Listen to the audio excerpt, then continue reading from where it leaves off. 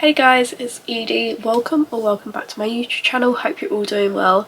And in today's video, we are going to be doing my February reading wrap up. So I've got my reading journal in front of me. I've got a few stats in here and things like that. So let me just go through them.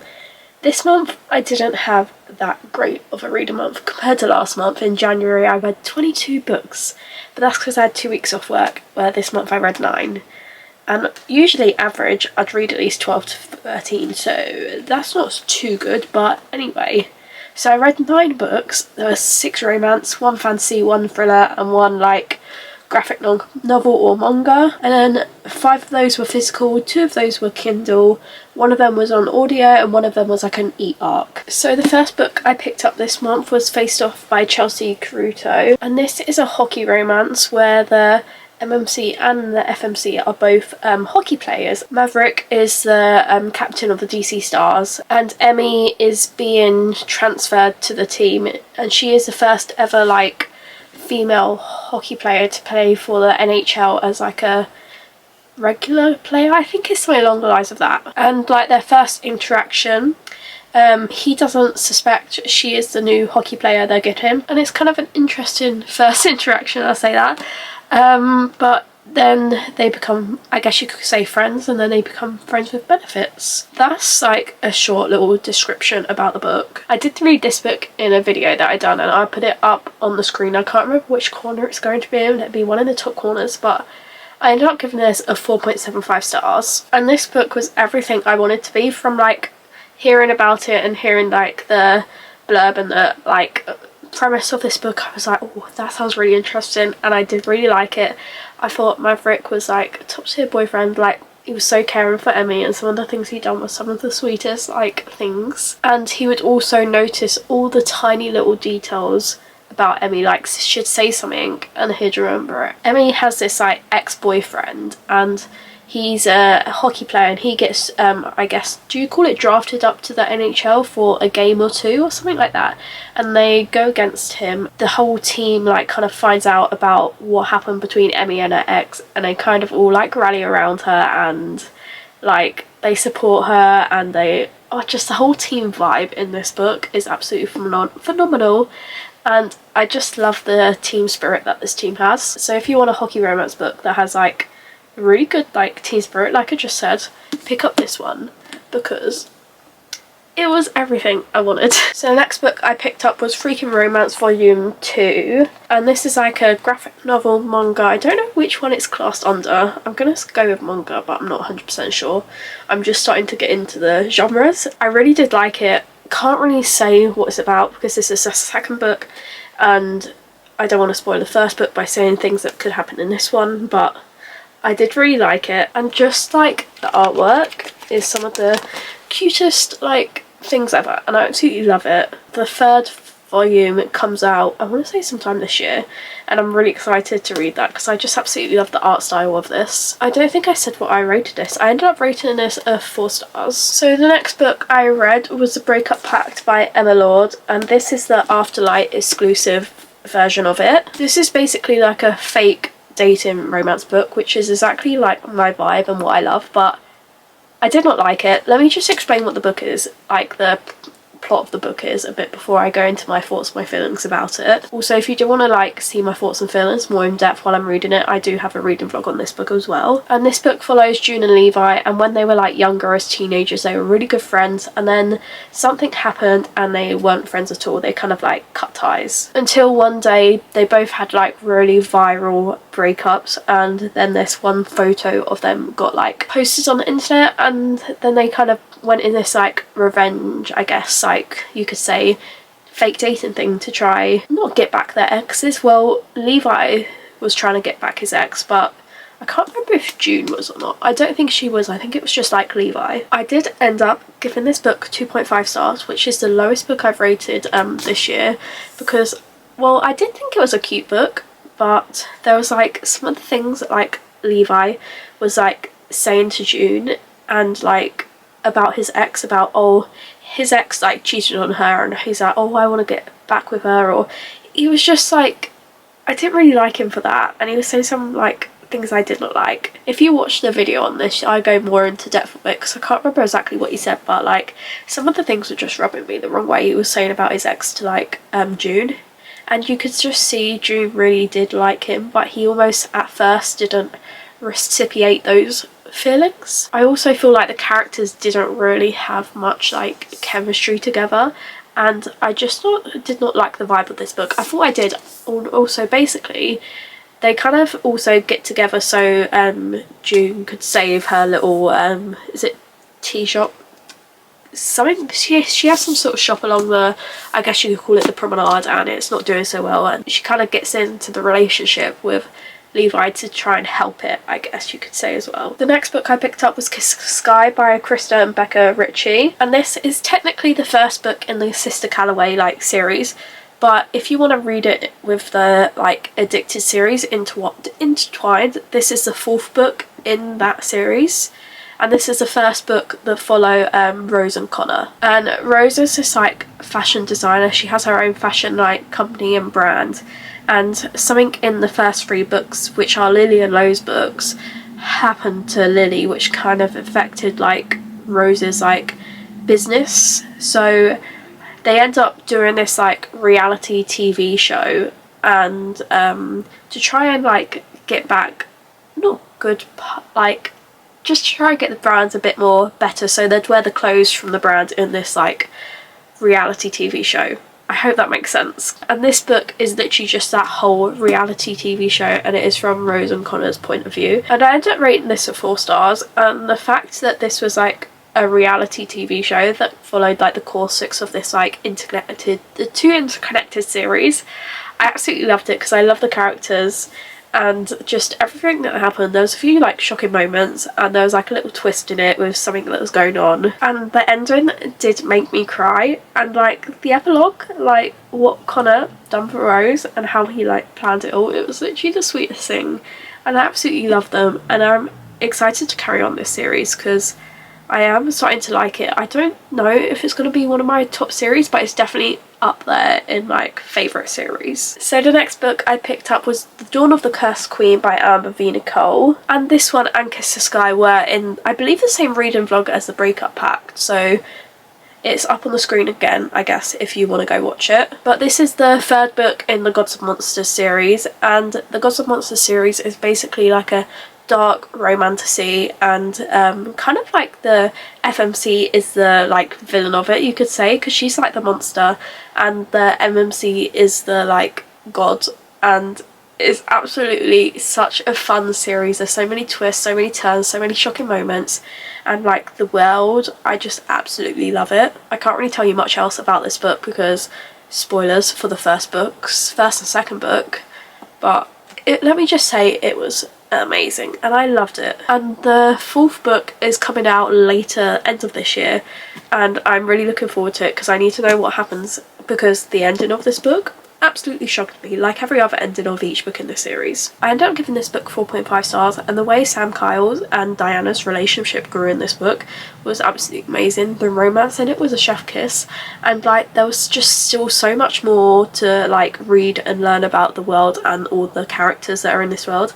And quite a lot of like fantasy books, you get like dual POV or maybe just one POV, but this is multiple POVs. You get Sam Kyle's, you get Diana's, you get some of the other villains. There's loads, quite not loads, but at least 5 point of views in this book, and sometimes I feel like more POVs can be a bit more, I don't really know what the right word is, just too much, but this, it just somehow works for me. I left a bit of time between reading like the second book and the third book, and it did take me a while to get back into the world. And when I was reading this, it just reminded me how much I love Diana's character, because she's just such a strong and powerful like character, and I absolutely love her, and she is probably one of my top FMCs. So the next book I read was actually the E-Arc, which was Summit in the City, and I requested it through NetGalley and I somehow got accepted for it. And when I did, I like screamed a little because I was so excited when I got it, because I was also quite surprised that I got like it as well. But anyway, this book is set in New York City, it's set in the summer, and it's like a billionaire romance. And basically the FMC Elle, she is having to go back to New York because she is writing a script, and she needs to get go to the locations and get inspiration from them because she's struggling a bit with almost writer's block. And when she moves into this apartment, her next door neighbour ends up being none other than the person she had this little moment in a stairwell in a nightclub 2 years previously. And then all of a sudden, when she's seeing him around, she's ended up writing being able to write again almost.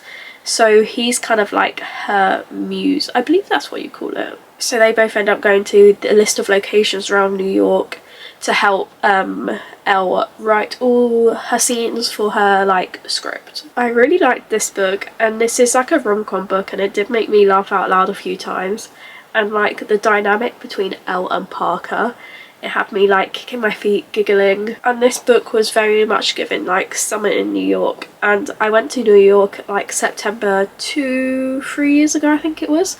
And it makes me want to go back and visit all these locations because it was just so much fun reading it and being oh, I've been to this place. You find out about Elle's family reading this book, and then you can kind of understand why the way she is with not wanting to be with Parker, because throughout the book she's no, I don't really want to be with you like that. She's very reserved and doesn't want to go there with him. And when I was reading some of those moments when she was saying about her family, it definitely started to tear up because it was really quite sad moments. The third act breakup in this book was not my favourite, but I do understand why the characters done it and where they were coming from, because of I just feel they needed a bit of time to grow as well. So I did not hate the third act breakup, I just didn't like it that much. I don't know if I said what I rated this book, but if not, I gave this book 4 stars. So the next book I read was Leather and Luck by Bryn Weaver, and this is a dark romance that follows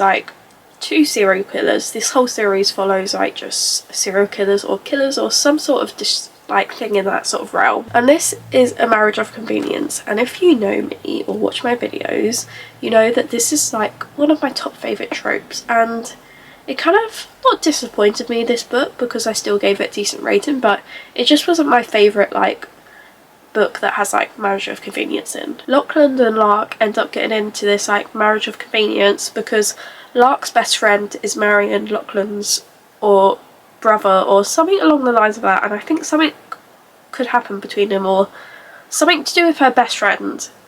That's the reason why they end up in this marriage of convenience. And that's pretty much all I remember about this book. I ended up giving this book 3.5 stars. I thought I was going to like it more than the first book in the series because, like I said, it's got my favourite trope in it, but I did not like it as much as the first book in the series. I also think I didn't like it as much because I expected to laugh quite a bit at this book, because the first book in the series made me laugh so much, and I feel this book only got me a laugh out of me once or twice.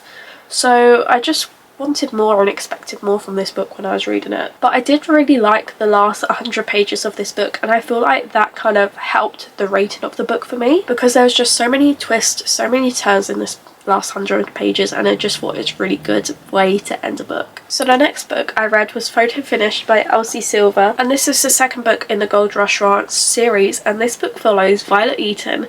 And if you know anything about Elsie Silver, she's written the Chestnut Spring series, and 3 of those books in that series follow one of the Eaton brothers.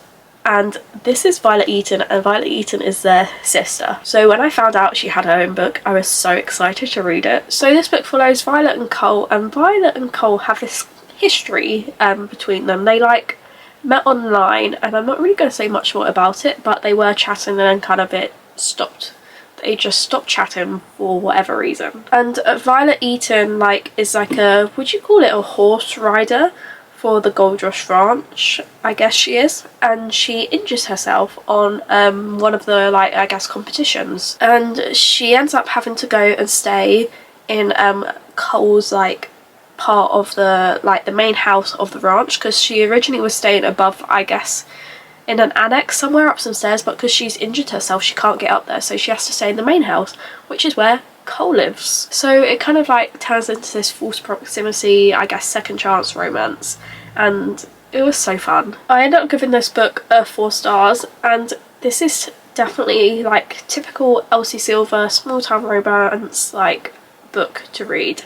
And I loved throughout this book how like Cole was there throughout like Violet's injury to help her and like do things for her. It's just some really sweet and cute moments, and like the character development Cole had throughout this book, I just absolutely loved reading that story and his journey throughout. And there was a third act breakup, but I did kind of like want the third act breakup because I feel like it was necessary for their characters to develop by themselves and then be able to be together as a couple, and I feel like it just worked for this book. The final book I read in February was Clit Instinct by Jennifer Lynn Barnes, and this is the second book in the Natural series. And the Natural series is basically follows like these 17-year-olds, and they've kind of been like, you could say adopted by the FBI, because none of them I don't think have parents, or their parents are in jail or things like that. So they all live in this house and they all have the like abilities to be able to like, I guess, help solve crimes. They have this like, I don't think you'd call them mind powers, but they have this ability to be able to like, one of them can sense when people's lying and just other things like that. So the FBI have always been like, you can work on cold cases, but because you're, I guess, not 18, you can't work on like active cases. But the first book, they don't listen to that. This book, they don't listen to that and work on active cases. But yeah, that's basically what this book series is about. Also, if you do love Criminal Minds, you would definitely love this series because it's kind of giving off Criminal Mind vibes, and I absolutely love that TV show, and I love this book series so far. And just, I really like how Jennifer Lynn Barnes writes her books, and I feel like they're just really easy and quick to follow along with. And I am so excited to carry on this series because there's 4 books in this series, so I have 2 more books left, which I'm kind of sad about because I do just really love the characters and the way the storyline is going. And something happens, I guess you could say romantically, between 2 characters, and I'm so happy about that.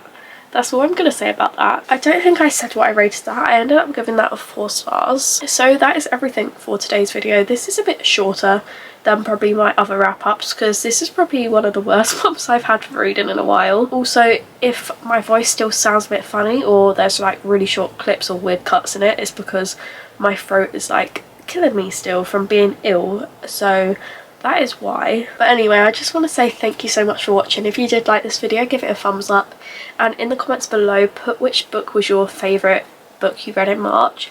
I feel like I kind of had 2 because like if it was a romance it'd be Face Off, if it was like a fantasy it'd be The Dawn of the Cursed Queen. If you haven't already, do subscribe so you can see more videos from me, and I'll see you next time. Bye!